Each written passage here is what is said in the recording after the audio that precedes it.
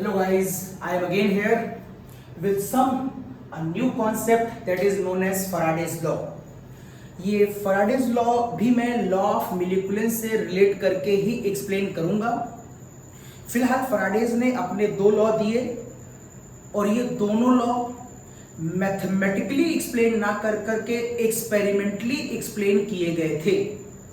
इसका कोई अलग से फराडे ने डेरिवेशन नहीं दिया.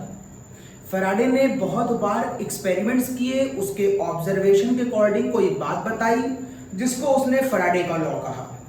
अलग अलग कंडीशनों पर एक्सपेरिमेंट करके जो रिजल्ट आए उसके अकॉर्डिंग फर्स्ट लॉ और सेकंड लॉ फराडे का उसने नाम रखा.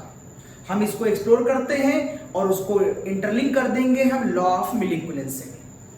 फिलहाल फराडे ने अपने एक्सपेरिमेंट में क्या करा, एक सेल ली, एक इलेक्ट्रोलाइटिक सेल, उसके अंदर एक इलेक्ट्रोलाइट था, मैंने मान लिया कॉपर सल्फेट, और उसके अंदर दो इलेक्ट्रोड डिप कर दिए, एक एनोड और एक कैथोड. ऊपर एक बैटरी लगी हुई है जिसका पॉजिटिव टर्मिनल जिस रॉड से जोड़ दिया उसका नाम एनोड हो गया तो वो रॉड पॉजिटिव हो गई. बैटरी का नेगेटिव टर्मिनल जिस रॉड से जोड़ दिया तो वो रॉड नेगेटिव हो गई तो उसको मैंने कैथोड कह दिया. तो ये बैटरी का पॉजिटिव टर्मिनल और ये बैटरी का नेगेटिव टर्मिनल. अब फराडे ने अपने एक्सपेरिमेंट में ये देखा कि जब यहां से करंट पास की जाती है, मींस जब यहां से चार्ज पास किया जाता है, चार्ज जब यहां से चार्ज पास किया जाता है, मैं नीचे लिख दे रहा हूं हल्का सा, जब यहां से चार्ज पास किया जाता है तो आपको मालूम होगा चार्ज का फॉर्मूला होता है IT. यस, चार्ज का फॉर्मूला है IT. तो उसने क्या करा, एक बार उसने टाइम को फिक्स रखा और एम्पेयर को चेंज किया, और एक बार उसने एम्पेयर को फिक्स रखा और टाइम को चेंज किया, और उसने देखा कि अगर टाइम को फिक्स कर दिया जाए इस एक्सपेरिमेंट में और एम्पेयर ऑफ करंट को चेंज किया जाए, 2 ampere, 20 ampere, 50 ampere, 100 ampere, 200 ampere, तो वो देखता है कि ऐसा करने पर जो इलेक्ट्रोलाइट है वो डिकम्पोज करेगा अपने आयनों में, और उसका ये जो पॉजिटिव आयन है वो इस रॉड पर जाकर मान लो डिपॉजिट करता है. तो इसका वेट लगातार इंक्रीज करता है जब मैं एम्पेयर ऑफ करंट चेंज करता हूं. रॉड का वेट कैसे निकाला होगा, एक्सपेरिमेंट शुरू होने से पहले रॉड का वेट मान लो 2 ग्राम है, एक्सपेरिमेंट खत्म होने के बाद रॉड का वेट 2.3 ग्राम है. इसका मतलब एक्सपेरिमेंट के बाद 0.3 ग्राम कॉपर रॉड पर डिपॉजिट हो गया. अब वो जब एम्पेयर ऑफ करंट बढ़ाता है, 5 एम्पेयर, 10 एम्पेयर, 15 एम्पेयर, तो जो डिपॉजिट होने वाला कॉपर का वेट है वो 0.3 मान लो 0.3, 0.5, 0.7, 0.8 ऐसे बढ़ता है. तो उसने कहा इसका मतलब ये कंफर्म है कि जो डिपॉजिट होने वाला वेट है वो करंट के एम्पेयर पर डिपेंड करता है इवन दो टाइम कांस्टेंट है. तो उसने लिख दिया weight proportional to I if time is constant. Yes, weight proportional to I if time is constant. लेकिन उसने एक बार ये भी करके देखा कि उसने एम्पेयर को फिक्स कर दिया, 5 एम्पेयर की करंट ही दे रहा है, लेकिन वो टाइम अलग अलग दे रहा है, 10 second, 15 second, 50 second, 100 second, 1000 second. तो वो देखता है अगर मैं ऐसा करता हूं तो भी यहां पर डिपॉजिट होने वाले वेट की वैल्यू बढ़ती हुई नजर आती है. इसका मतलब है वेट प्रोपोर्शनल टू टाइम भी हो सकता है. शर्त है जिस समय आई को मैंने कांस्टेंट कर रखा है. ये दो बातें उसने अपने एक्सपेरिमेंट में देखी. इसके लिए किसी मैथमेटिकल डेरिवेशन की आवश्यकता नहीं है. अब उसने कहा लेकिन अगर आई और टी दोनों को कांस्टेंट ना किया जाए और दोनों को बदल दिया जाए, ये देखिए, if both are variable none of these two are constant, तो उसने कहा है फिर वेट आई और टी के मल्टीप्लाई पे डिपेंड करेगा. आई बढ़ेगा और टी बढ़ेगा तो दोनों की वजह से वेट बढ़ेगा. आई टी कम होगा तो वेट कम होगा. तो आई और टी दोनों के ऊपर डिपेंडेंट होता है वेट. केवल आई पे डिपेंड करता है जब टाइम कांस्टेंट हो, केवल टाइम पे डिपेंड करता है जब आई कांस्टेंट हो. अगर दोनों वेरिएबल हैं तो फॉर्मूला ये बनेगा. अब आपको अच्छी तरह मालूम है कि आई टी किसके बराबर होता है, चार्ज. क्यों, तो मैंने आई टी जगह पे क्या लिख दिया, चार्ज.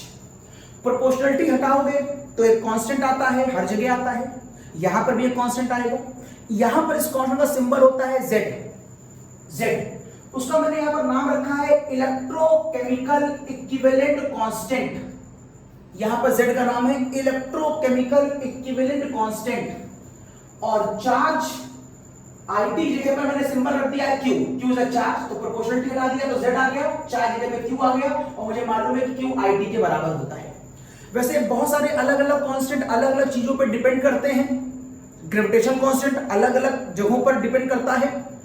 यहां पर जो वैल्यू है, मतलब अलग अलग जगहों पर डिपेंड करने का मतलब है कि चांद पर अलग है या नीचे अलग है, अलग अलग जगहों पर अलग अलग प्लैनेट पे अलग है। तो यहां पर मैं आपसे कह रहा हूं कि जो Z की वैल्यू है ये किसी पर डिपेंड नहीं करती। It does not depend on the temperature, it does not depend on the pressure, place, concentration और एनी अदर कंडीशन। Z किसी पर डिपेंड नहीं करता, ये बड़ी खास बात है। अब मुद्दा ये है कि आप Z को कैलकुलेट कैसे करोगे। अब मुद्दा ये है कि आप Z को कैलकुलेट कैसे करोगे। तो Z को कैलकुलेट करने के मैं आपको दो तरीके बताता हूं।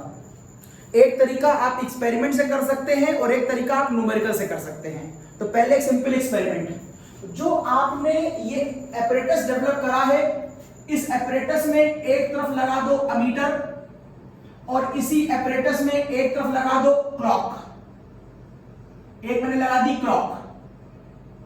एमीटर आपको बताएगा कि कितने एम्पियर की करंट पास हो रही है, क्लॉक बताएगी कि आपने ये कितने सेकंड के लिए पास किया, और इन दोनों की हेल्प के बाद आपको ये मालूम चलेगा कि यहां पर वेट में कितने का इंक्रीमेंट हुआ, कितने ग्राम का। तो देखिए, अगर इस एक्सपेरिमेंट से आपको वेट की वैल्यू मिल जाए, इस एक्सपेरिमेंट से अगर आपको आई की वैल्यू मिल जाए बाय द अमीटर, और यदि आपको टाइम मिल जाए बाय द क्लॉक, तो जब आपको ये और ये मालूम है तो आप Z नहीं निकालने जाएंगे। तो आप एक सिंपल एक्सपेरिमेंट से ऐसे Z निकाल सकते हैं जो किसी पे डिपेंड नहीं करता है। लेकिन आप Z की वैल्यू को न्यूमेरिकली भी निकाल सकते हैं। न्यूमेरिकल लगाते समय Z की एक वैल्यू आपको यूज करनी होती है, दैट इज Z बराबर इक्विवेलेंट वेट अपॉन 96,500।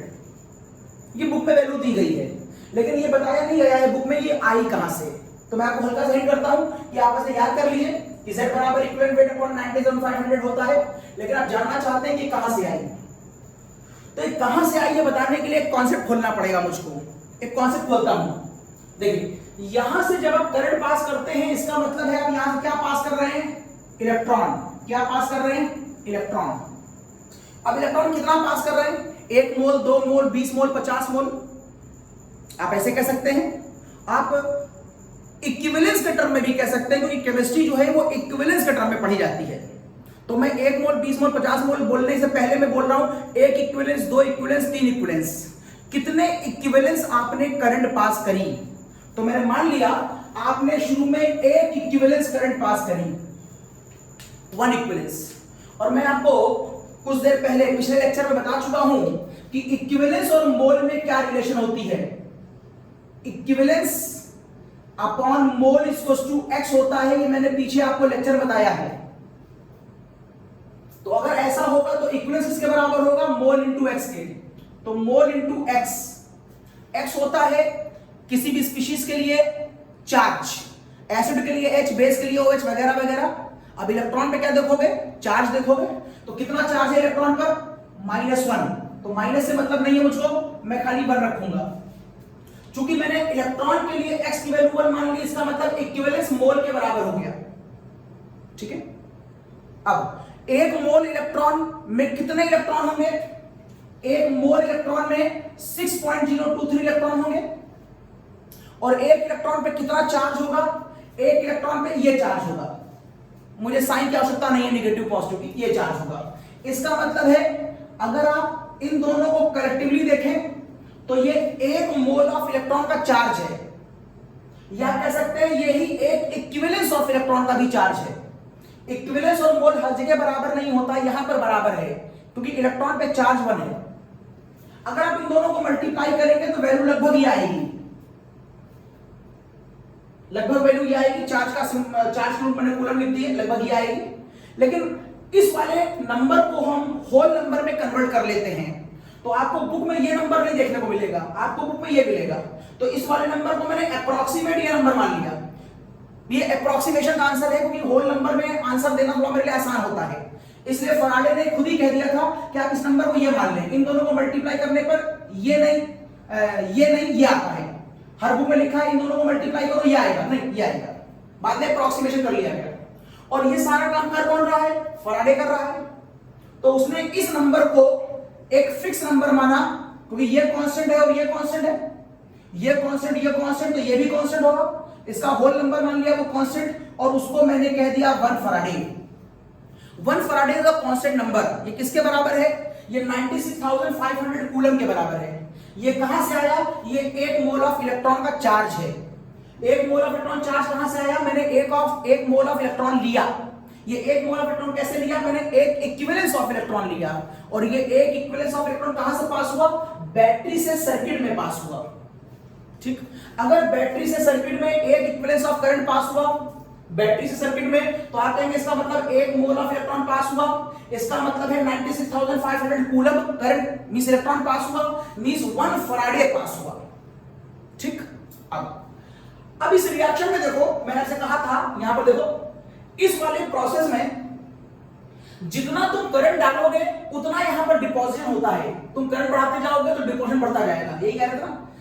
मैं कह सकता हूं कि इसका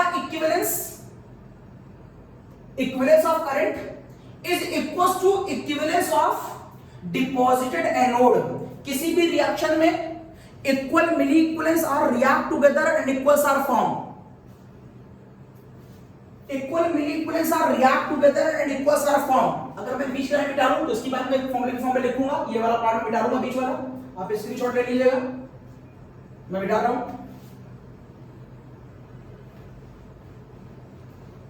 तो मैं यहां पर लिख सकता हूं, मिली इक्विवेलेंस बोलूं या इक्विवेलेंस बोलूं, ये झगड़ा नहीं मेरा आपका।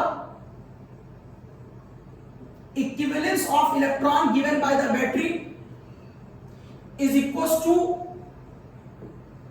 equivalence of electrolyte which is electrolyzed, which is dissociated, is equals to equivalence of product at anode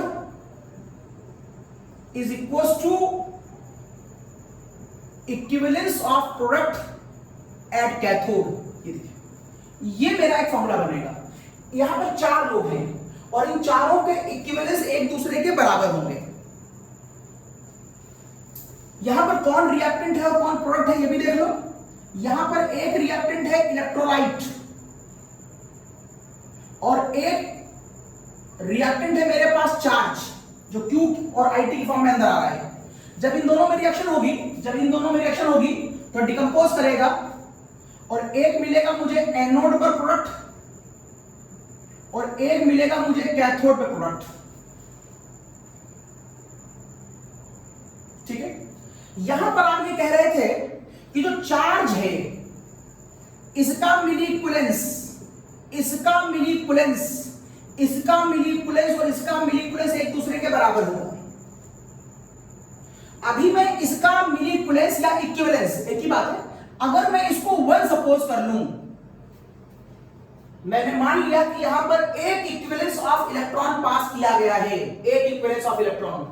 अगर यहां पर एक इक्विवेलेंस ऑफ इलेक्ट्रॉन पास किया गया है तो मैं कह सकता हूं यहां पर 1 मोल ऑफ इलेक्ट्रॉन पास किया गया है, या मैं कह सकता हूं कि यहां पर 96,500 कूलम चार्ज पास किया गया है, या मैं कह सकता हूं कि यहां पर 1 फैराडे ऑफ करंट पास की गई है।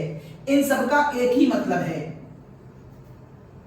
अगर ये सारे 1 पास किए गए हैं तो यहां पर एनोड और कैथोड पर भी इतना ही इक्विवेलेंस आया होगा। अगर मैं मान लूं इलेक्ट्रोलाइट किसमें है, एक्सिस में है, तो अब आपको इससे कोई मतलब नहीं है। तो ये हो गया आपका लिमिटिंग रिएजेंट। जितना ये पास किया गया होगा उतना ही एनोड पर उतना ही कैथोड पर अमाउंट आएगा। मैं मान लेता हूं कि एनोड या कैथोड पर जो अमाउंट आ रहा है वो वेट की फॉर्म में आ रहा है, तो फॉर्मूला क्या लगाओगे? Weight upon equivalent wait. मैंने मान लिया दोनों जगह पर वेट आ रहा है, तो दोनों फॉर्मूला क्या लगेगा? Weight upon equivalent weight. तो मैं अब क्या कह सकता हूं? फाइनल इलेक्ट्रोलाइट एक्सेस में था तो मुझे इससे कोई मतलब नहीं है। Equivalence of current is equal to equivalence of deposited metal either at anode और कैथोड। अभी मैं ऐसा कह सकता हूं। अगर आने वाले समय में ये एक्सेस में नहीं होगा तो फिर मुझे इन दोनों में छोटा बड़ा निकालना पड़ेगा। जो छोटा होगा वो लिमिटिंग होगा, उसके अकॉर्डिंग न्यूमेरिकल लगाएंगे, वैसे ही जैसे हमने पहले बताया है। अभी मैं आपको स्टैंडर्ड केस बता रहा हूं और मैं चार्ज पर फोकस करा रहा हूं, करंट पर फोकस करा रहा हूं। तो अगर करंट एक इक्विवेलेंस है तो डिपॉजिट होने वाला एनोड और कैथोड भी एक इक्विवेलेंस होगा। मींस अगर इक्विवेलेंस ऑफ इलेक्ट्रॉन को equal to equivalence of deposit metal लिखा जाए तो कोई दिक्कत तो नहीं हुई। और अब आप कह रहे हो ये किसके बराबर है? 1 इन द स्टैंडर्ड कंडीशन 1। तो ये किसके बराबर? Weight upon equivalent wait. अगर इक्विवेलेंस ऑफ करंट 1 है तो वेट अपॉन इक्विवेलेंट वेट। ये कैसे आया? ये जो 1 लिखा है ये मैंने इलेक्ट्रॉन जो लिखा है, और जो मैंने ये लिखा है ये मैंने एनोड और कैथोड के लिखा है। इसका मतलब ये हुआ कि अगर 1 बराबर वेट अपॉन इक्विवेलेंट वेट है तो we can say weight equals to equivalent weight. We can say, but not every time. We can say only this when one equivalent of current is only passed by the battery as a standard condition, where only 96,500 coulomb charge is passed by the battery, when 1 Faraday charge is passed by the battery is a standard condition। अगर ऐसा ये 1 है तभी आप wait बराबर equivalent weight कह पाएंगे। आप ये तभी कह सकते हैं जब 1 फराडे करंट भेजी गई हो, 9500 कूलम भेजी गई हो, 1 इक्विवेलेंस भेजी गई हो या 1 मोल भेजी गई हो, क्योंकि इन सबका एक ही मतलब होता है। यदि ऐसा है, यदि आप ये प्रूव कर लेगा कि वेट बराबर equivalent weight at this condition, तो जरा मेरा बेसिक फॉर्मूला देखो, पीछे वाला जो आपने बेसिक फॉर्मूला लिखा था वो क्या था? W बराबर ZIT। ये आपका फराडे का बेसिक फॉर्मूला था जो मैंने यहां पर लिखा था, मिटा दिया था। अब उसी फॉर्मूले को मैंने यहां दोबारा लिखा, W बराबर ZIT, जहां पर वेट डिपॉजिट होने वाला है, Z इलेक्ट्रोकेमिकल कांस्टेंट है, I और T चार्ज है, और इन दोनों को मैंने कलेक्टिवली कितना मान लिया है अभी क्वेश्चन में? 1 फराडे। इन दोनों को मैंने कितना मान लिया है? 1 इक्विवेलेंस ऑफ इलेक्ट्रॉन बोलो या 1 फराडे बोलो, एक ही बात है। तो यहां पर मैं चाहे 1 इक्विवेलेंस लिखूं ऑफ इलेक्ट्रॉन, चाहे मैं 1 मोल लिखूं, चाहे मैं 93,500 लिखूं और चाहे मैं 1 फराडे लिखूं, एक ही बात है। तो मैं IT जगह पर लिख रहा हूं 1 फराडे या 97,500, और जैसे ही मैं इसको 1 फराडे बोलूंगा, जैसे ही मैं इसको 1 फराडे बोलूंगा, ये कॉन्सेप्ट लग जाएगा, क्योंकि जब 1 फराडे होगा तभी तो 1 इक्विवेलेंस होगा, और जब 1 इक्विवेलेंस होगा तभी वेट बराबर इक्विवेलेंट वेट होगा। तो यहां पर जो तुम वेट देख रहे हो, अब इसको तुम क्या बोलोगे? इस वाले वेट को तुम इक्विवेलेंट वेट बोलोगे। Not every time, it is conditional. When the pass current is only 1 faraday, only that time you can say weight equals to equivalent weight. तो फॉर्मूला हो जाएगा वेट की जगह पर इक्विवेलेंट वेट बराबर Z। IT को चाहे तुम 1 फराडे बोलो और चाहे 96,500 बोलो, एक ही बात है। ये बोलो चाहे ये बोलो, एक ही बात है। तो यहां से Z किसके बराबर आ गया? तो यहां से Z बराबर आ गया इक्विवेलेंट वेट अपॉन 97,500। तो ये कैसे आया उसका कॉन्सेप्ट मैंने ओपन कर दिया कि ये इस तरीके से आया होगा। हटाना उसको, स्क्रीनशॉट ले लिया होगा तुमने। आगे बात करते हैं। ओके, अब तो मेरे पास फॉर्मूला ड्राइव हो चुका है,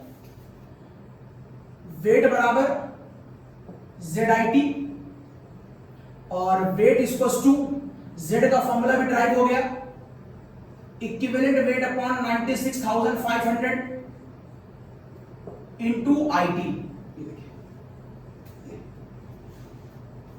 ठीक, अब इसके ऊपर कुछ बातें। ये IT क्या है? ये IT है बैटरी से आने वाली करंट। जहां से I कैसे निकाल सकते हो? T तो क्लॉक से निकाल लोगे और I निकाल सकते हो तुम अमीटर से, अगर यहां पर अमीटर लगा हो। लेकिन अगर अमीटर नहीं लगा है तो आप बैटरी पर I V बराबर IR से भी निकाल सकते हैं। V बराबर IR। बैटरी कितने पोटेंशियल डिफरेंस की है उस पर लिखा होता है, 100 वोल्ट, 20 वोल्ट, 50 वोल्ट जो भी हो, और उसकी बैटरी के रेजिस्टेंस में भी वहां लिखी होती है। अगर मुझे V और R मालूम है तो I निकल आएगा, और T में क्लॉक से देख लूंगा तो भी मुझे IT मतलब चार्ज मिल जाएगा। लेकिन सोचिए, क्या I और T अगर मैं बैटरी को नई खरीद के लाऊं और आधा घंटा चलाऊं और 1 साल के बाद उसे आधा घंटा चलाऊं, तो क्या दोनों केसों में आधे घंटे चलाने पर उससे मिलने वाला चार्ज बराबर आएगा? नहीं। जैसे बैटरी पुरानी होती है उसकी क्वालिटी गिरती जाती है। इसका मतलब है IT के फॉर्मूले के साथ एक फैक्टर और लगना चाहिए, और वो है वेट बराबर इक्विवेलेंट वेट अपॉन 96,500, और IT के बगल में आना चाहिए एफिशिएंसी। एफिशिएंसी का मतलब है बैटरी कितना अच्छा काम कर रही है। अगर क्वेश्चन में एफिशिएंसी ना दी गई है ना पूछी गई है, तब आप एफिशिएंसी को 100% मानेंगे। 100%, दैट इज 100 अपॉन 100 करके कितना हो जाएगा? 1। अगर एफिशिएंसी दी गई है पूछी गई है तो आप उसको यहां पर यूज करेंगे। तो एक इंपॉर्टेंट पॉइंट तो ये था। ठीक, एक और, अगर क्वेश्चन में आपको वेट दिया गया है तो अच्छी बात है, लेकिन अगर सपोज करो यहां कॉपर डिपॉजिट हो रही है और कॉपर का वेट नहीं दिया है और डेंसिटी दे रखी है, तो आपको फॉर्मूला मालूम होगा, डेंसिटी बराबर मास अपॉन वॉल्यूम। ये सारी बातें किसके लिए? कॉपर के लिए, क्योंकि डिपॉजिट कौन हो रहा है? Copper, not for copper sulphate. आप कंफ्यूज होते हैं, क्वेश्चन कॉपर सल्फेट पर है तो क्या हुआ? वर्किंग तो मैं कॉपर पे कर रहा हूं, एक्सपेरिमेंट तो मैं कॉपर पे कर रहा हूं, कितना वेट बढ़ा या घटा वो तो मैं कॉपर पर देख रहा हूं। ये सारी बातें कॉपर के लिए। तो डेंसिटी बराबर मास अपॉन वॉल्यूम, तो you can say from here mass बराबर डेंसिटी टू वॉल्यूम। मान लो कॉपर की डेंसिटी आपको दी गई है 1.6। अब मुद्दा उठता है वॉल्यूम का। तो ये रॉड है मान लो, और ये कॉपर सल्फेट में डिप है, तो यहां पर जो कॉपर है वो इसके ऊपर डिपॉजिट होगा। तो कॉपर जब इसके ऊपर डिपॉजिट होगा तो कॉपर कितना एरिया कवर करेगा? जो एरिया इस रॉड का है, तो एरिया ऑफ रॉड, तो वॉल्यूम की जगह पे तुम लिखोगे एरिया ऑफ रॉड, जो रॉड का एरिया है। और जब एरिया पे आने के बाद वो कई लेयर बनाएगा कॉपर, एक layer, second layer, third layer, fourth layer, fifth, जब लेयर बनाएगा तो उसकी मोटाई बढ़ेगी। मोटाई का मतलब है थिकनेस बढ़ेगी। तो एरिया इंटू थिकनेस, ये हो गया कॉपर का volume.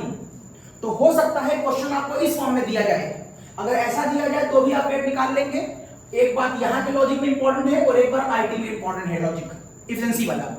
One more thing, equivalent weight के साथ भी आप बड़ा कंफ्यूज होते हैं, क्योंकि न्यूमेरिकल में मैं कॉपर सल्फेट का लगा रहा होता हूं तो आप ये सोचते हैं कि यहां पर इक्विवेलेंट वेट कॉपर सल्फेट का रखूं या कॉपर का रखूं। बिल्कुल कंफ्यूज मत होइए।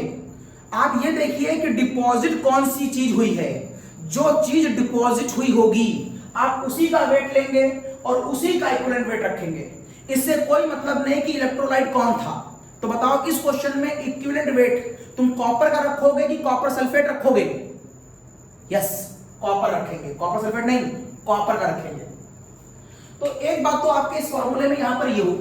चलिए बात को थोड़ा सा और बढ़ाते हैं आगे और देखते हैं। अगर यहां पर एक छोटा सा न्यूमेरिकल बना दूं मैं आपके लिए, अगर यहां पर एक छोटा सा न्यूमेरिकल बना दूं, ये हटा रहा हूं मैं, खाली फॉर्मूले को छोड़ दे रहा हूं। अगर मैं यहां पर एक छोटा सा न्यूमेरिकल बनाऊं और आपसे कहूं कि बताओ अगर इस क्वेश्चन में यहां पर डिपॉजिट होने वाला वेट 5, यहां पर डिपॉजिट होने वाला वेट 63.5 ग्राम है, या डिपॉजिट होने वाला वेट 63.5 ग्राम है, और इसको डिपॉजिट करने के लिए यहां पर जो करंट पास करी गई वो 5 एम्पियर की पास करी गई। यहां पर जो करंट पास की गई वो 5 एम्पियर की पास की गई। तो बताओ अगर 5 एम्पियर की करंट पास की जाए जिससे इतना वेट डिपॉजिट हो, तो ये काम करने के लिए आपको कितना टाइम चाहिए? अगर आपको 63.5 ग्राम कॉपर डिपॉजिट करना है by with the help of 5 ampere, तो ये कितने टाइम के लिए करना होगा? अब देखिए मुद्दा यहां फंस गया इक्विवेलेंट वेट का, और आपको अच्छी तरह मालूम है कि इक्विवेलेंट वेट बराबर होता है मॉलिक्यूलर वेट अपॉन x। अब आप ये बताइए कि आप यहां पर मॉलिक्यूलर वेट कॉपर सल्फेट का रखेंगे या कॉपर का रखेंगे? अभी मैंने बोला था कि जो डिपॉजिट हुआ है सारी बातें उसी की करेंगे, कॉपर की। कॉपर एक एटम है तो मॉलिक्यूलर वेट नहीं, यहां पर एटॉमिक वेट होगा, और कॉपर का एटॉमिक वेट 63.5 समथिंग होता है, देख लीजिएगा, I am not very much sure, 63.5 होता है। और कॉपर में चार्ज कितना है यहां पर? Cu+2, तो चार्ज डिवाइड बाय 2, ये देखिए आ गया आपका इक्विवेलेंट वेट, तो वैल्यू हो गई 63.5 इज इक्वल टू 63.5 अपॉन 2, 96,500, ये 5 एम्पेयर, और यहां से जो टाइम आएगा वो किस में आएगा, सेकंड में आएगा। टाइम इन सेकंड होता है यहां पर, आई एम्पेयर में टाइम इन सेकंड, तो यहां से जो आंसर आएगा वो सेकंड में आएगा। सॉल्व कर लीजिए। Okay, one more question on this. अगर मैं आपसे कहूं कि मेरे पास 5.4 ग्राम एल्युमिनियम है जो कुछ इस तरीके से आयोनाइज हो रही है, जो कुछ इस तरीके से आयोनाइज हो रही है, तो बताओ 5.4 ग्राम एल्युमिनियम को, मैं इसको ऐसे लिख दे रहा हूं, जो कुछ इस तरीके से वर्क कर रही है, ये इलेक्ट्रोड पे डिपॉजिट हो रही होगी 5.4 ग्राम एल्युमिनियम। तो बताओ 5.4 ग्राम एल्युमिनियम को डिपॉजिट करने के लिए कितने एम्पेयर करंट चाहिए। अगर मैं ये काम 30 सेकंड के लिए कर रहा हूं, अगर मैं क्वेश्चन आवर में दूंगा तो उसे आप मिनट से होते हुए सेकंड में कन्वर्ट कर लेंगे। अगर मैं आपको दे देता हूं 30 आवर तो आप सेकंड में कन्वर्ट करते हैं, तो मैंने आसान करने के लिए 30 सेकंड ही दे रखा है। अब अभी भी आप यही फॉर्मूला लगा सकते हैं। क्या क्या फॉर्मूला है मेरे पास, W बराबर equivalent weight upon 96,500 into IT, ये फॉर्मूला है। कितना वेट डिपॉजिट हुआ है, 5.4 ग्राम।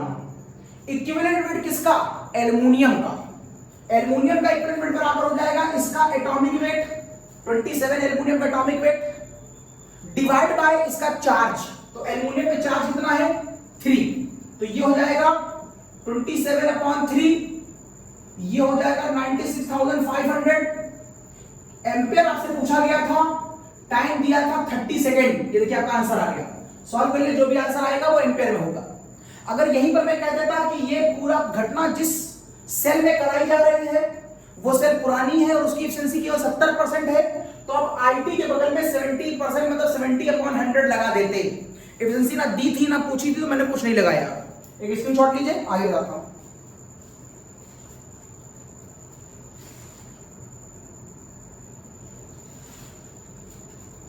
यस,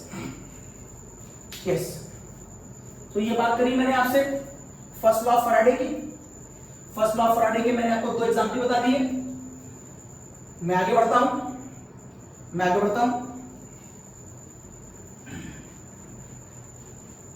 मैं अब इसी को जोड़ देता हूं लॉ ऑफ मिलीक्युलेंस से।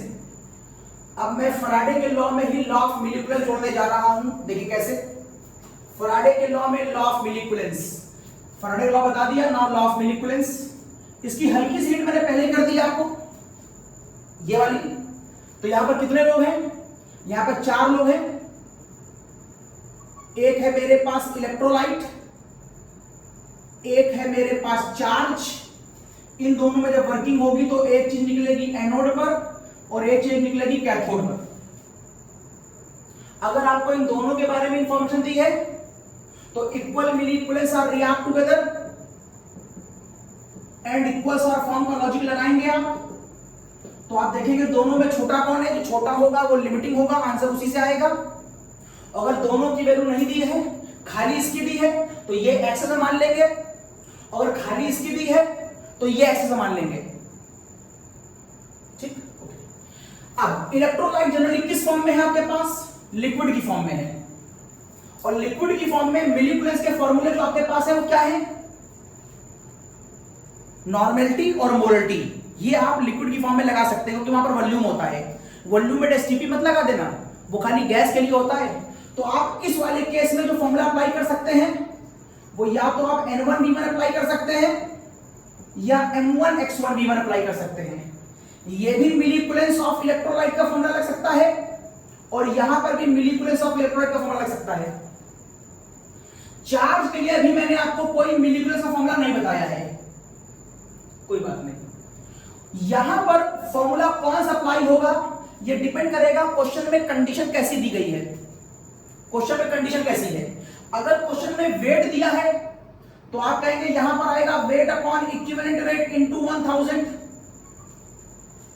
एनोड या कैथोड पर अगर वेट दिया है, अगर एनोड या कैथोड पर गैस है तो फॉर्मूला हो जाएगा volume at STP upon 22.4 into x. अगर एनोड या कैथोड पर मोल दिया है, मोल, तो फॉर्मूला हो जाएगा मोल इंटू एक्स इंटू 1000 भी चलेगा, क्योंकि अगर मैं मिली की बात करूंगा तो 1000 चलेगा, और अगर मैं इक्विवेलेंस की बात करूंगा तो 1000 हट जाएगा।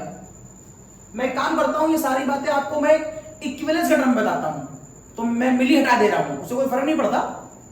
ये हटा दिया तो ये इक्विवेलेंस हो गया, ये इक्विवेलेंस हो गया, अब ये इक्विवेलेंस हो गया।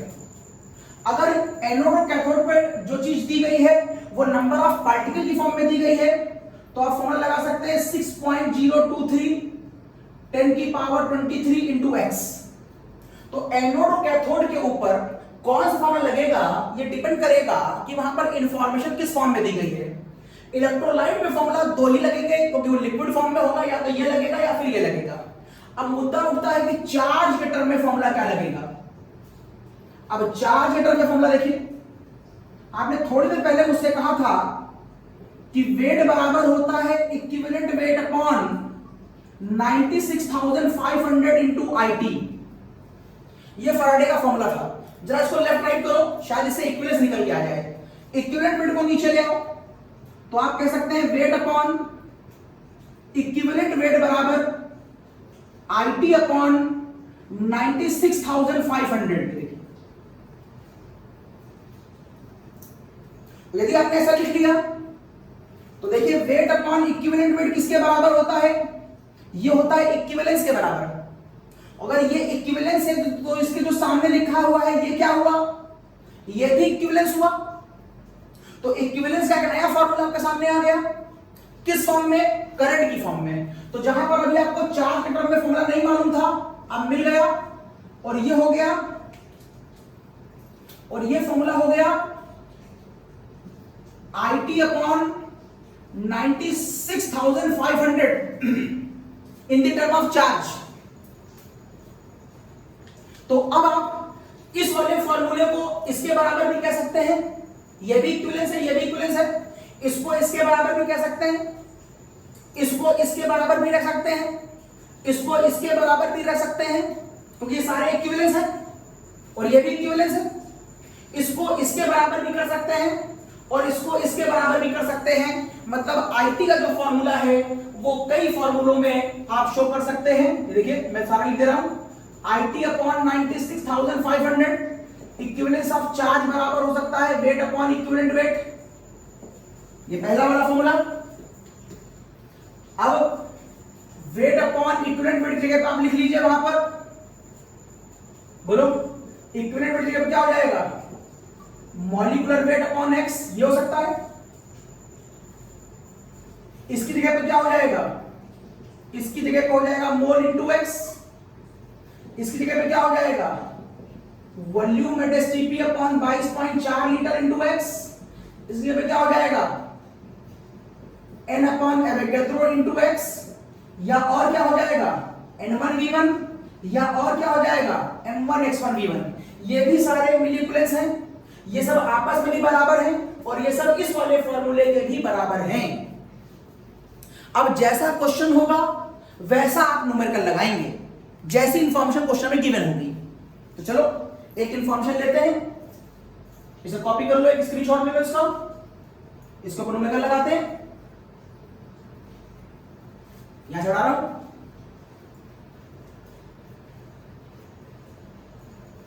ओके।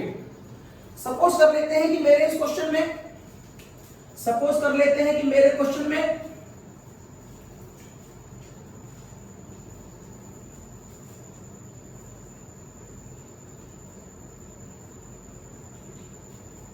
यस, सपोज कर लेते हैं कि मेरे क्वेश्चन में जो इलेक्ट्रोलाइट है वो NaCl है। मैं आपको बताने जा रहा हूं कास्टनर कैलनर सेल, कास्टनर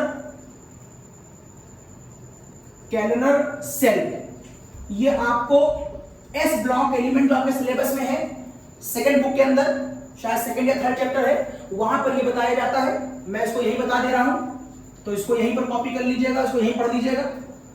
तो ये मेरे पास एक सेल है जिसका नाम है कास्टनर-कैल्मर सेल, साइंटिस्ट का नाम है। इसने इसके अंदर 2 इलेक्ट्रोड लगाए, 2 इलेक्ट्रोड लगाए, ऊपर ले जाकर के बैटरी से जोड़ दिया, अंदर एक एक्वस सॉल्यूशन ले लिया, एक इलेक्ट्रोलाइट का, और वो सॉल्यूशन था नमक का। एक्वस, एक्वस का मतलब है वहां पर पानी मौजूद है, ठीक। अब वो ये कहता है कि अगर मैं करंट पास कराऊंगा इसके अंदर तो बोलो क्या होगा। सोचो, अगर कोई करंट इसमें पास कराई जाए तो जो संभावनाएं है वो लिख लो।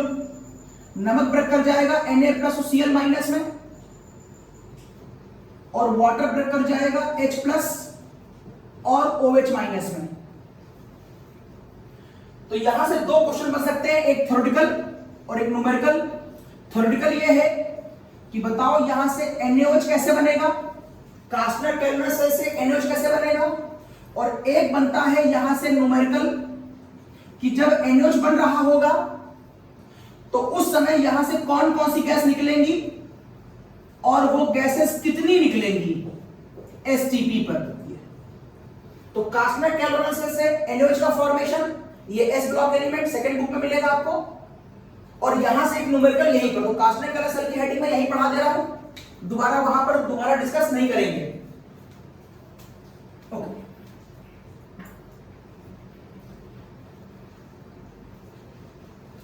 चलिए अब मैं पहले टेकअप करता हूं इसका थ्योरेटिकल पार्ट कि इसमें NaOH कैसे बनेगा। तो समझिए, यहां पर 2 पॉजिटिव आयन निकल रहे हैं, एक सोडियम और एक H+ आयन। दोनों पॉजिटिव है तो दोनों कहां जाना चाहेंगे, दोनों निगेटिव रॉड पर जाना चाहेंगे। तो मुद्दा ये उठता है कि निगेटिव पे पहले कौन जाएगा। निगेटिव का मतलब है कैथोड। आपको अच्छी तरह मालूम होना चाहिए कैथोड पर क्या होता है, रिडक्शन। एनोड पर क्या होता है, एनोड पे क्या होता है, ऑक्सीडेशन। यदि आप भूल जाएं तो ट्रिक बताता हूं। ये वाला आपका लेफ्ट हैंड है, ये आपका राइट हैंड है, तो पहले लेफ्ट आएगा फिर राइट आएगा। अगर आप भूल गए ध्यान रखिएगा, पहले एनोड होगा फिर कैथोड होगा। ABCD में A पहले आता है और C बाद में आता है, ABCD में L पहले आता है और R बाद में आता है। तो पहले लेफ्ट फिर राइट, ABCD में पहले एनोड फिर कैथोड, और ABCD में पहले ऑक्सीजन और फिर पहले O फिर R। तो यहां पर ऑक्सीडेशन होगा, यहां रिडक्शन होगा। तो इस तरीके से आपको याद रहेगा कि कौन चीजें कहां पर हैं। अब ये दोनों ही दौड़ना कहां चाहेंगी, कैथोड की तरफ। ये भी यहां जाना चाहेगा और ये भी यहां जाना चाहेगा, लेकिन जाएगा वो जिसके अंदर दौड़ने की क्षमता ज्यादा होगी, और उस दौड़ने की क्षमता का नाम है स्टैंडर्ड रिडक्शन पोटेंशियल। इसका उल्टा होता है, इसका इन्वर्स होता है स्टैंडर्ड ऑक्सीडेशन पोटेंशियल। ये दोनों दूसरे के इन्वर्स होते हैं, it is inverse to each other. अब जो आपकी एक्टिविटी सीरीज है जो आपने हाई स्कूल में पढ़ी है, उसको हम लोग इंटर में स्टैंडर्ड रिडक्शन पोटेंशियल सीरीज कहते हैं। और वो स्टैंडर्ड रिडक्शन पोटेंशियल सीरीज आपको याद होनी चाहिए। आपको याद होगी, मैं लिख दे रहा हूं, इसको ऐसे में बोलता हूं, लल्लू कल्लू बाबू साहब कैल्शियम नहीं मिलेगा,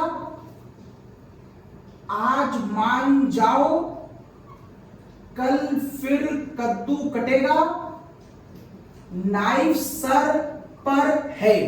एक पोएम यहां खत्म करी।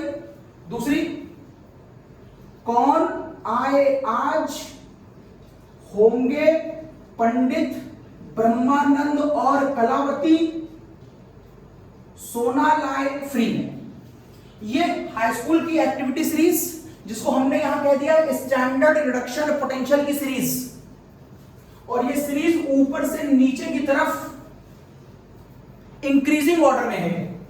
जो इसका स्टैंडर्ड रिडक्शन पोटेंशियल है, यहां पर अगर मैं मान लूं, आपको ये नंबर याद करने की आवश्यकता नहीं है, मैं मान लूं यहां पर ये नंबर इस तरीके से कुछ कम हो रहा है, आपको नंबर याद करने की जरूरत नहीं है, और एच पर आते आते ये 0.00 वोल्ट हो गया, और कॉपर में ये प्लस 3.4 वोल्ट हो गया, 3.4 वोल्ट। आपको नंबर याद नहीं करना, सिर्फ ट्रेंड देखिए आप। निगेटिव साइन नीचे की तरफ खत्म होता जा रहा है और पॉजिटिव वाला जा रहा है, इसका मतलब है स्टैंडर्ड रिडक्शन पोटेंशियल की ताकत नीचे बढ़ रही है। पोटेंशियल का मतलब होता है ताकत। तो बताओ ताकत कंपैरेटिवली सोडियम और H में से किसकी ज्यादा है?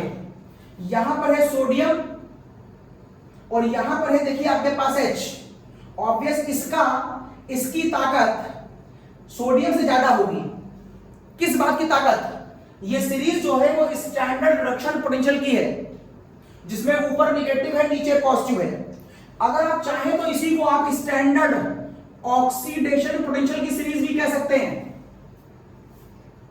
बस एक काम करना पड़ेगा, मैंने कहा था ये दोनों खाली एक दूसरे के इनवर्स होते हैं साइन में। बस इसकी डिटेल स्टडी हम लोग ट्वेल्थ पढ़ते हैं इलेक्ट्रोकेमिस्ट्री में।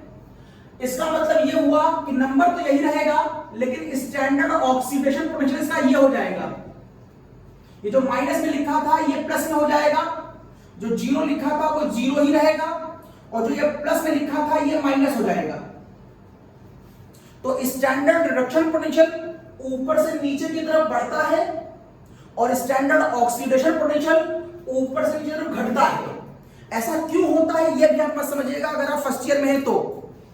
ट्वेल्थ में जब हम लोग इलेक्ट्रोकेमिस्ट्री की बात करते हैं तो वहां पर इस वाली हेडिंग को डिटेल में खोलते हैं। आज तो खाली लिंक करने के लिए मैंने एक हेडिंग खोल दी खाली बस। इसकी डिटेल का मतलब है नया चैप्टर इलेक्ट्रोकेमिस्ट्री। अब देखिए आप, सोडियम और H में ताकतवर कौन है? सोडियम और H में ताकतवर है सोडियम और H में ताकतवर कौन है?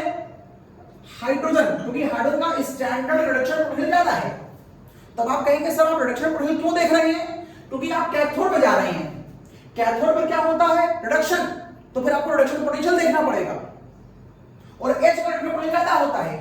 इसका मतलब है सोडियम यहां पर नहीं जा पाएगा, हार जाएगा, ताकत कम है, H जीत जाएगा। अगर H जीत जाएगा तो यहां पर क्या होगा? 2H+ आयन जैसे ही इस रॉड पर जाएंगे, इस रॉड में क्या आ रहे हैं? इलेक्ट्रॉन बैटरी से आ रहे हैं। ये इन इलेक्ट्रॉनों को लेकर कौन सी गैस बनाएगा? H2 गैस बनाएगा। ठीक ऐसे ही सेकंड पार्ट में क्या हो रहा होगा? सेकंड पार्ट में झगड़ा हो रहा होगा OH का Cl से। OH- आयन का झगड़ा हो रहा है Cl से। दोनों निगेटिव है तो दोनों कहां जाना चाहते हैं? पॉजिटिव रॉड पर। पॉजिटिव रॉड का मतलब एनोड, मतलब ऑक्सीडेशन। अब इन दोनों में पहले कौन जाएगा? जिसका रिडक्शन नहीं, जिसका ऑक्सीडेशन पोटेंशियल ज्यादा होगा, क्योंकि ये सीरीज ऑक्सीडेशन की है। अब ऑक्सीडेशन पोटेंशियल किसका ज्यादा होगा? तो पहले तो OH सीरीज में ही नहीं दिख रहा है, क्योंकि मेरी पोएम में नहीं आया था। तो बता दूं आपको, Cl और Au के बीच में होता है OH, और यहां पर एक नहीं 3 लोग होते हैं। एक OH होता है, एक नाइट्रेट होता है, और एक सल्फेट होता है। और ये देखिए O के बढ़ते हुए क्रम में है। यहां पर O 1 बार, यहां O 3 बार, यहां O 4 बार। तो आप ध्यान रखिएगा, यहां पर 3 O है, बढ़ते हुए क्रम में है। तो मैं ऐसे कह सकता हूं, ऊपर लिख दे रहा हूं, यहां से देखो Cl ऊपर है और फिर OH नीचे है। ये ऐसे है, ये Cl ऊपर है और OH इसके नीचे है। और मैं आपको क्या बताने जा रहा हूं? स्टैंडर्ड ऑक्सीडेशन पोटेंशियल जो ऊपर से नीचे की तरफ घट रहा है, ऊपर पॉजिटिव नीचे negative, means standard oxidation potential नीचे वाले का कम है, नीचे वाले कम है, ऊपर वाले का ज्यादा है। ये कम क्यों है, ज्यादा क्यों है, नंबर कैसे आते हैं, क्या करते हैं, ये अकल नहीं लगानी है अभी आपको। हम लोग इसको 12th में इलेक्ट्रोकेमिस्ट्री में पढ़ेंगे। इसका मतलब है कि इन दोनों की दौड़ में ताकत से ज्यादा है Cl की। तो Cl, तो यहां से Cl यहां पहुंच जाएगा, लेकिन OH नहीं पहुंच पाएगा। और जब Cl पहुंचेगा तो ये रॉड पॉजिटिव है, तो Cl क्या करेगा? इस पॉजिटिव रॉड को अपने इलेक्ट्रॉन दे देगा। इलेक्ट्रॉन दे दिए, इसने पॉजिटिव इलेक्ट्रॉन दे दिए, और वही इलेक्ट्रॉन यहां से यहां पर घूम के वापस आएंगे। इसने इलेक्ट्रॉन दिए तो इसे बोलते हैं लियो। लियो का मतलब लॉस, L का loss of electron is known as oxidation. इसने इलेक्ट्रॉन लिए तो इसे बोलते हैं जड़, that is gain of electron is known as reduction. अगर इलेक्ट्रॉन एरो के इस तरफ है तो गेन बोलते हैं, अगर इलेक्ट्रॉन एरो के उस तरफ है तो लॉस बोलते हैं। इसका मतलब है कैथोड में कौन सी गैस निकली? H2। एनोड में कौन सी गैस निकली? Cl2। तो बर्तन में क्या बच गया? तो बर्तन में एक बच गया सोडियम और एक बच गया OH, और अब ये सोडियम और OH एक दूसरे से कंबाइन करेंगे तो क्या बना लेंगे, NaOH। तो ये कास्टनर केल्नर सेल के थ्रू NaOH का फॉर्मेशन किस लॉजिक से और किस प्रिंसिपल से होता है मैंने ये बता दिया। तो ये आपका सेकंड बुक का एस ब्लॉक एलिमेंट की एक हेडिंग मैंने यहीं पे खत्म कर दी, अब इसको दोबारा वहां पर टेकअप नहीं करेंगे। और अब आता है इसका न्यूमेरिकल। अब देखिए, अगर मैं आपसे कहूं, ये हटा रहा हूं, ये हटा रहा हूं। अब अगर इसके न्यूमेरिकल में मैं आपसे कहूं कि मैंने यहां पर बैटरी से चार्ज भेजा है, यहां पर मेरे पास एक इलेक्ट्रोलाइट रखा है, that is NaCl in water का सॉल्यूशन, और यहां पर मेरे पास एनोड पर एक प्रोडक्ट है और एक प्रोडक्ट कैथोड पर है, कुछ ऐसा है।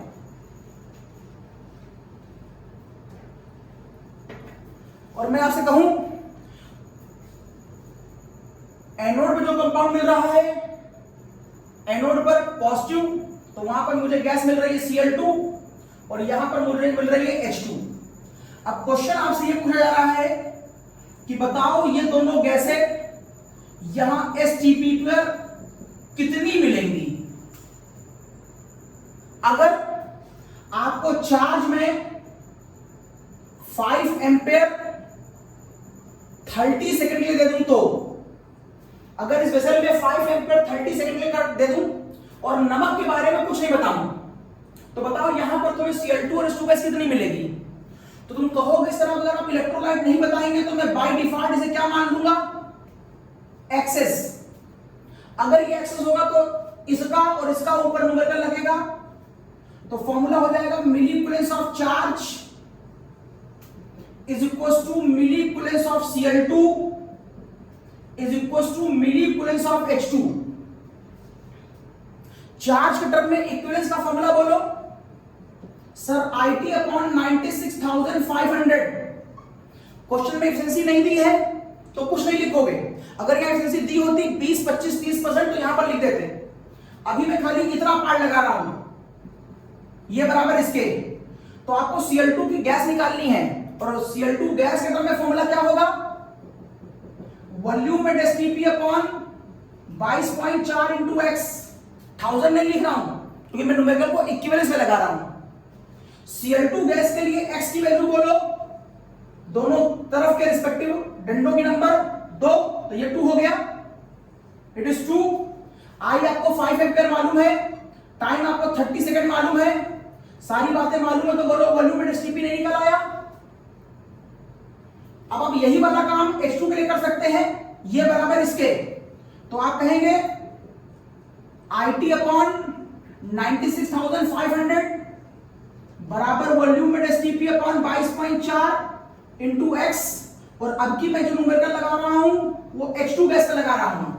आंसर सेम आएगा, इत्तेफाक से दोनों गैसों के लिए x की वैल्यू सेम है, लेकिन मैंने दोबारा से लगाया क्योंकि आंसर अलग अलग आ सकता है। अगर दोनों गैसें अलग अलग होती, मान लो एक और Cl2 गैस होती और एक O2 गैस होती, तो O2 गैस में x की वैल्यू 4 हो जाती। तो फिलहाल ये H2 गैस के लिए था, H2 गैस के लिए x की वैल्यू बोलो, ये 2 हो जाएगी, ये और ये मालूम है, तो वॉल्यूम एट STP आ गया। तो इस तरीके से ये न्यूमेरिकल भी बन सकता है। अच्छा ये भी हो सकता है, सेकंड पार्ट, मैंने आपको ये नहीं दिया था, इतना स्क्रीनशॉट ले लो, बता रहा हूं, अभी मैंने आपको ये दिया था, ये नहीं दिया था, उल्टा कर देता हूं। सपोज करिए मैं आपको ये दे दूं, मैंने आपसे कहा ये 30 ml 1 नॉर्मल का सॉल्यूशन है, और चार्ज के बारे में आपको नहीं बताया, और मैंने पूछा बताओ ये और ये कितना बनेगा, तो अगर ये नहीं बताया तो मैं मान लूंगा ये क्या हो गया, एक्सेस हो गया। अगर ये एक्सेस हो गया तो अब आप कहेंगे कि इसका मिली, इसका मिली, इसका मिली, इसका मिली बराबर है, लेकिन ये एक्सेस तो बेकार, तो इसका मिली बराबर है इन दोनों का मिली, तो ये फॉर्मूला बन जाएगा मिलीकुलेंस ऑफ इलेक्ट्रोलाइट बराबर मिलीकुलेंस ऑफ दिस, ऐसे बन जाएगा फॉर्मूला। अब मिलीकुलेंस ऑफ इलेक्ट्रोलाइट के बहुत से फॉर्मूले लग सकते हैं, लिक्विड है तो या तो N1V1 या फिर M1X1V1, चूंकि N दिया है तो N1V1, अभी भी गैस पूछ रहे हो तो यहां तो मैं वही रखूंगा volume minus TP upon 22.4 into x, normality 1, volume 30। जरा ध्यान देना, इक्विवेलेंस का न्यूमेरिकल लगा रहे हो तो फिर वॉल्यूम यहां पर लीटर में होना चाहिए, तो 30 ml को तुम्हें लीटर में कन्वर्ट करना पड़ेगा 1 इंटू 30 अपॉन 1000, ताकि ये वाली वैल्यू इक्विवेलेंस में आ जाए, क्योंकि तुमने इधर भी इक्विवेलेंस लिखा है। अब तुमको ये मालूम है, इतनी सारी बातें मालूम है, तो वॉल्यूम एसटीपी नहीं मिल गया, ऐसे तुम इसके लिए निकाल लोगे। ये मेरा सेकंड पार्ट हो सकता था। वन मोर थिंग हटा रहा हूं, अगर मैं आपको दोनों की वैल्यू बता दूं, ये 30 है, ये 1 है, ये 5 एम्पेयर है और ये 30 सेकेंड है। अब बोलो क्या करें? तो अब आपको इन दोनों में छोटा बड़ा करना पड़ेगा। इसका मिलीकुलेंस IT अपॉन 96,500 से आएगा और इसका मिलीकुलेंस NV से आएगा। यहां पर आप करोगे 5 एम्पेयर 30 सेकेंड 96,500, यहां पर हो जाएगा 1 इंटू 30 अपॉन 1000, तो ये और ये गया, तो ये हो जाएगा 0.03, यहां ये और ये गया, बाकी का मुझे कैलकुलेट करना पड़ेगा। तो मैं इसे करता हूं 55 और 3 15 डिवाइड बाय 9650, तो ये वैल्यू आई 1.5 इंटू 10 की पावर माइनस 3, 1.5 इंटू 10 की पावर माइनस 3 मतलब 0.0015। यहां पर ये वैल्यू आ रही, यहां पर 0.03 वैल्यू आ रही। बताओ छोटा कौन है? ये छोटा हो गया, तो ये क्या हो गया? ये हो गया लिमिटिंग रीजेंट। तो अब आगे का नंबर किससे लगाओगे? इससे किससे? अब इससे नहीं लगाओगे, इससे लगाओगे, तो your final formula will be milliequivalents of limiting reagent that is charge is equals to milliculence of anode product is equals to milliculence of cathode product। yes, ऐसे ढेर न्यूमेरिकल आप और लगा सकते हैं बहुत अच्छे स्टैंडर्ड पर। एक आपका बुक मार्केट में आती है, आप चाहे तो ले लें, आरसी मुखर्जी। इस बुक के अंदर केवल न्यूमेरिकल्स हैं। आप चाहें तो अगर ये केवल कंपटीशन के लिए है, अगर आप प्योर कंपटीशन तैयारी कर रहे हो तो आप ये बुक लीजिएगा, अदरवाइज आपकी एकेडमिक किताब ही बहुत है, मोर देन सफिशिएंट है। तो अगर आप अगर ये बुक आपके पास है और इसके आप और न्यूमेरिकल लगाना चाहते हैं, क्योंकि ऐसे लंबे चौड़ा न्यूमेरिकल आपकी बुक में नहीं दिए हैं, अगर आप ऐसे और कॉम्प्लिकेटेड न्यूमेरिकल लगाना चाहते हैं तो आप आरसीएम लीजिए और पेज नंबर नोट कर लें। आरसीएम में पेज नंबर 166 से लेकर पेज नंबर 166 से लेकर पेज नंबर 179 तक के जितने भी सॉल्व एग्जाम्पल हैं वो सब इसी पर बेस्ड हैं। इस हेडिंग के अभी वहां से अनसॉल्व मत लगाइएगा, वहां पर सॉल्व एग्जाम्पल ही बहुत टफ है। वैसे मत सॉल्व करना जैसे वहां पर दिए हैं, आप इस लॉजिक सॉल्व करना। तो आरसीएम नाम है आरसी मुखर्जी और ये है आपका पेज नंबर, यदि आप ऐसे और क्वेश्चन वहां पर लगाना चाहो तो। ओके, तो ये मैंने बताया आपको फर्स्ट लॉ ऑफ फैराडे, फिर उसी में मैंने जोड़ दिया लॉ ऑफ मिलीकुलेंस। अब आते हैं हम सेकंड लॉ ऑफ फैराडे पर। तो अगर मैं आपको इस वक्त स्क्रीनशॉट ले लो फिर बताता हूं आगे।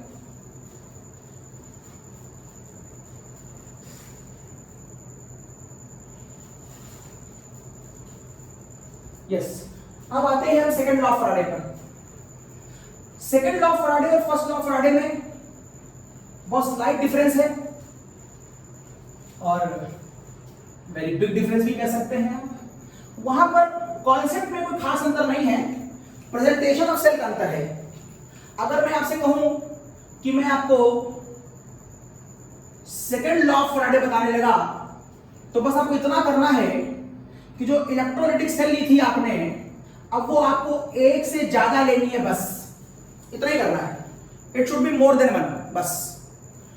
तो मैंने मान लिया यहां पर एक सेल के अंदर एक रॉड, इस सेल के अंदर एक रॉड,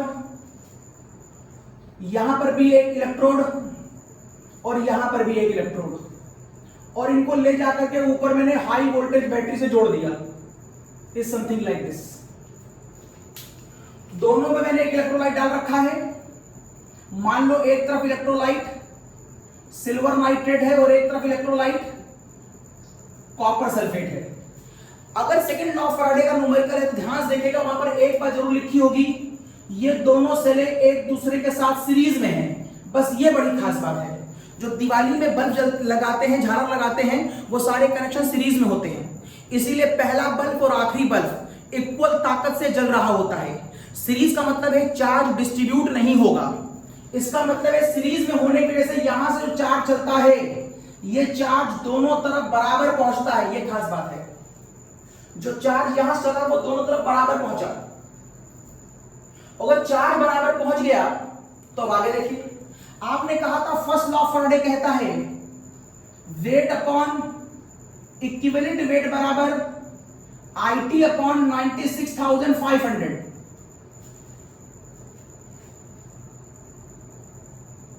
ठीक है। अब आपने कहा चार्ज बराबर पहुंच रहा है और Q क्या होता है? IT होता है। अगर चार्ज दोनों तरफ बराबर है मतलब चार्ज कांस्टेंट है, तो ऊपर का IT आपने क्या बोला? कांस्टेंट। और 96,500 ये नंबर पहले से कांस्टेंट है, तो इन कांस्टेंट का जो रिजल्ट आएगा वो भी क्या आएगा? कांस्टेंट आएगा। अगर ये पूरा एरिया कांस्टेंट हो गया तो वेट अपॉन इक्विवेलेंट वेट भी क्या हो गया? कांस्टेंट हो गया। वेट अपॉन इक्विवेलेंट वेट भी क्या हो गया? कांस्टेंट हो गया। जैसे आप पढ़ते थे ना बॉयज लॉ में P1 V1 बराबर P2 V2 बराबर P3 V3, ये तभी तो बोलते थे जब PV बराबर कांस्टेंट होता था। तो अगर ये कांस्टेंट है तो क्या बोलोगे? वेट 1 अपॉन इक्विवेलेंट वेट 1 बराबर weight 2 upon equivalent weight of 2 बोल सकते हो, या weight 3 upon equivalent weight of 3 बराबर weight 4 upon equivalent weight of 4। और आप ये भी कह सकते हैं कि अगर ये दोनों कांस्टेंट हैं तो weight proportional to equivalent weight. Second law of Faraday का statement. First law of Faraday कहता है weight proportional to Q, it is first law, जबकि सेकंड कहता है weight proportional to equivalent weight. तो दोनों के स्टेटमेंट में अंतर है। ये स्टेटमेंट कई बार करेक्ट द फॉलोइंग में आता है, ध्यान रखिएगा। तो ये आपके पास एक फॉर्मूला बन गया, ये सेकंड लॉ का फॉर्मूला है। ध्यान से देखो, शायद ये टर्म भी इक्विवेलेंस है और शायद ये टर्म भी इक्विवेलेंस है। फिर वही बात हो रही है, अगर दो सेलें मौजूद हैं तो उन दोनों के इक्विवेलेंस एक दूसरे के बराबर होंगे। तो बुक में लिखा है ये फैराडे का लॉ है, मैं कहता हूं ये लॉ ऑफ मिल इक्विवेलेंस है। सपोज करिए वो ये कहता है कि इस पूरे प्रोसेस में जो चार्ज है वो 5 एम्पियर और 30 सेकंड से डेवलप किया गया। ऑब्वियस ये चार्ज जो भी डेवलप होगा दोनों में सेम होगा, सीरीज में है। सेकंड लॉ फैराडे हो गया। यहां जो सिल्वर डिपॉजिट हुई वो 5 ग्राम और यहां जो कॉपर डिपॉजिट हुआ वो 10 ग्राम। अगर आपको सिल्वर का इक्विवेलेंट वेट बता दिया जाए 108, it is the equivalent weight, it is the equivalent weight of silver, तो बताओ कॉपर का इक्विवेलेंट वेट क्या होगा? ये क्वेश्चन है। दो सेलें हैं, सीरीज में हैं, ऊपर एक बैटरी लगी है, दोनों में से 5 एम्पीयर 30 सेकंड करंट पास की गई। ऑब्वियस सेम है, वैल्यू है, दोनों में सेम होगी, सीरीज है। सेकंड लॉ फैराडे लग गया, फॉर्मूला सामने आ गया। दोनों का वेट मालूम है, एक का इक्विवेलेंट वेट गायब है। ये आपको 5 मालूम है, ये आपको 10 मालूम है, ये 108 मालूम है। तो क्या ये आंसर नहीं निकाल लोगे? 4 वेरिएबल हैं, कोई भी 3 वेरिएबल दिए गए होंगे और एक वेरिएबल पूछा गया होगा। तो ये आपकी बुक का नेक्स्ट न्यूमेरिकल था, ये पेज नंबर 1.29 पर है। और बाकी बातें हम लोग नेक्स्ट लेक्चर में करेंगे। नेक्स्ट लेक्चर में हम आपको चला आपका सेकंड लॉ ऑफ आपका वो न्यूमेरिकल भी मैं डिस्कस कर दे रहा हूं। आपके यहाँ जो बुक में दिया है वो है पेज नंबर 1.29 पर ऊपर एक न्यूमेरिकल दिया है। A current of electricity was passed in a series through a solution of silver nitrate and निकल सल्फेट। मैंने इसे समझाया था, उन्होंने यहाँ पर निकल सल्फेट दिया है, doesn't matter, silver nitrate and निकल sulphate. The weight of silver and nickel deposited were 4.316। यहाँ पर जो वेट दिया गया है वो 4.316 दिया है और यहाँ पर जो निकल डिपॉजिट किया गया है इसकी वैल्यू 2.348 ग्राम दी गई है। सिल्वर का इक्विवेलेंट वेट 108 है, बताओ निकल का इक्विवेलेंट वेट क्या होगा? ये क्वेश्चन है। मेरे ख्याल से हो गया है। आपको इसकी वैल्यू मालूम है, इसकी वैल्यू मालूम है, इसकी वैल्यू मालूम है, ये निकाल लो। ठीक है, बाकी बातें हम लोग नेक्स्ट लेक्चर में करेंगे, नई हेडिंग के साथ बात करेंगे। तब तक के लिए बाय।